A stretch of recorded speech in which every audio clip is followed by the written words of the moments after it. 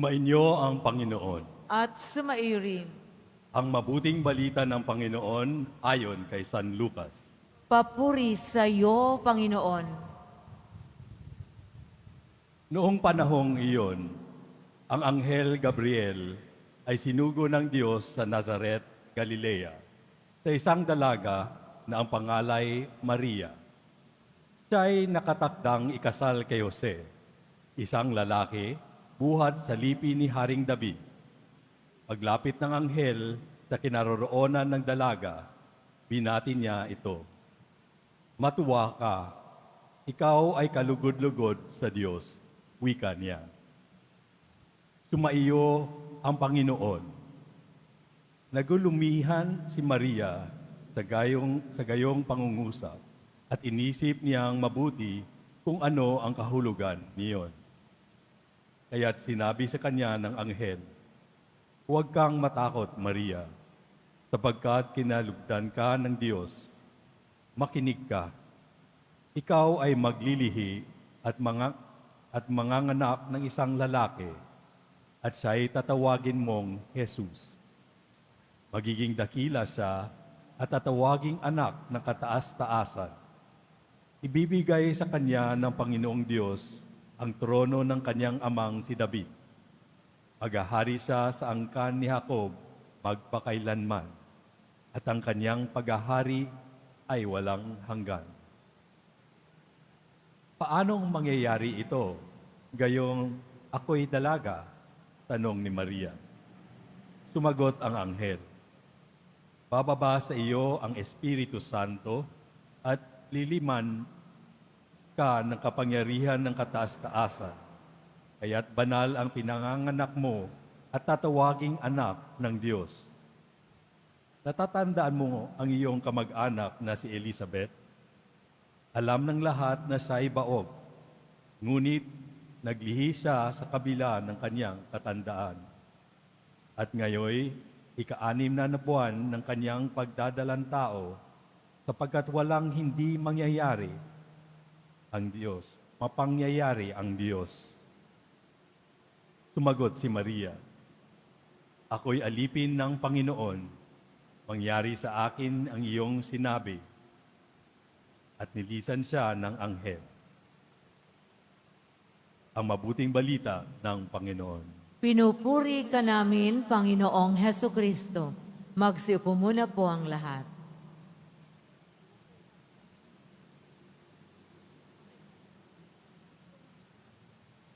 Nung bata pa ako, akala ko na ang piyesta po ngayon ay tungkol kay Jesus, na ipinaglihing walang kasalanan. Ngunit hindi pala. Ang kapistahan ito ay tungkol kay Maria, ang ating mahal na ina. Siya ang inilihi ng walang bahid ng kasalanan mula pa sa kanyang simula. Marahil may ilan din sa inyo na nagkamali ng akala noon, di ba? Para ko lang. Ang Immaculadang Konsepsyon ay nangangahulugan ni si Maria sa pamamagitan ng natatanging biyaya ng Diyos ay pinatiling ligtas kasalanang mana. Bakit? Dahil siya ay hinirang ng Diyos na maging ina ng kanyang anak, si Jesus Nazareno. Ngunit, may isa pa kong aaminin. May mga panahon din dati na naisip ko, siguro mas madali para kay Maria na manatiling walang kasalanan kasi pinanganak naman siyang ganun, di ba? Siguro hindi siya natutukso. Naisip niyo ba rin yun? Para ko lang. Na mas mahirap para sa atin na dahil tayo ay makasalanan. Pero alam niyo ba kung sino pa ang nilikha ng walang kasalanan? Sina Adan at Eva, na narinig natin sa unang pagbasa ngayon. Nilikha silang walang bahid ng kasalanan at inilagay sa paraiso. Subalit, nalinlang sila ng kaaway. Naniwala sila sa kasinungalingan kaysa katotohanan ng Diyos. At nang hanapin sila ng Panginoon, sinisi pa nila ang iba. Dahil sa kanilang pagpili, pumasok ang kasalanan at kamatayan sa mundo. Ngunit, kahit nagkasala na ang tao, hindi tayo iniwan ng Diyos. Sa halip, gumawa siya ng paraan upang maibalik tayo sa Kanya. Ang planong ito ay nangangailangan ng isang bagong Adan at bagong Eva, si Jesus at si Maria. Parehong walang kasalanan sina Jesus at Maria, ngunit hindi ibig sabihin na hindi sila nakaranas ng tukso. Alam naman natin na sinubukang tuksuhin si Jesus sa disyerto, di ba? At si Maria, sa tingin niyo ba ay hindi rin siya inatake ng demonyo? Ang ating kaaway ay parang liyong umuungal, naghahanap ng sinumang lulunukin. Ngunit nanatiling tapat si Maria sa Diyos. Nagbigay siya ng kaniyang oo sa kalooban ng Diyos, kahit alam niyang hindi ito magiging madali. Sa halip na magduda, siya ay lubos na nagtiwala sa kaniyang mga pangako. Si Maria, ang ating modelo ng pananampalataya at katapatan. Ipinakita niya na posible pa ring sumunod sa Diyos kahit sa gitna ng pagsusubok. Ngunit, kaya ba natin siyang tularan?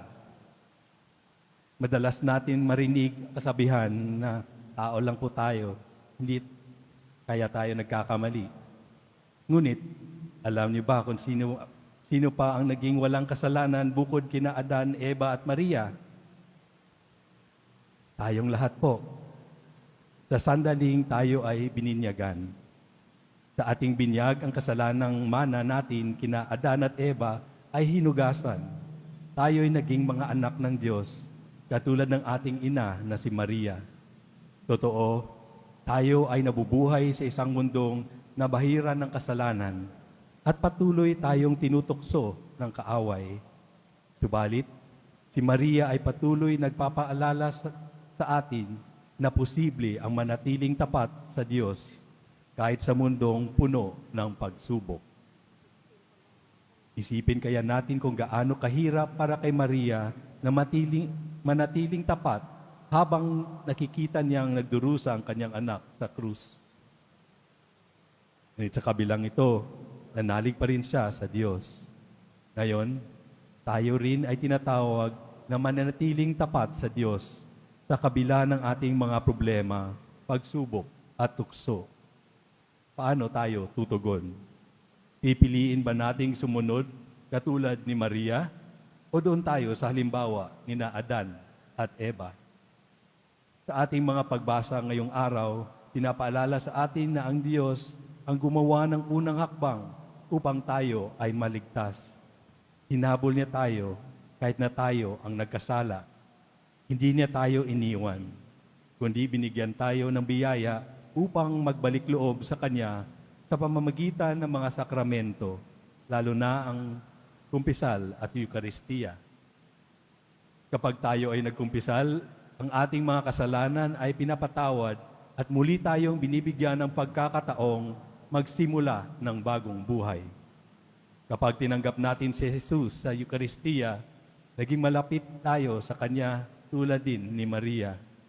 Kaya't gaya ni Maria, tinatawagan tayong magbigay ng ating oo sa Diyos, magtiwala sa Kanyang plano at sumunod sa Kanyang kalooban. Sa ating paghahanda para sa pagbalik ni Jesus Nazareno, pagnilayan natin ang halimbawa ni Maria. Siya ay nagbigay ng Kanyang oo sa Diyos at naging daan upang maipanganak si Jesus. Paano natin maipapahayag si Kristo sa ating sariling buhay? Sa linggong ito, sikapin nating magnilay. May kasalanan ba akong kailangang ikumpisal? May kapwa ba akong kailangang patawarin? May magagawa ba akong mabuti para sa iba? Hilingin natin ang tulong ng mahal na Birheng Maria na gabayan tayo sa daan ng katapatan at pananampalataya habang hinihintay natin ang pagdating ng ating mahal na Poong Jesus Nazareno. Amen.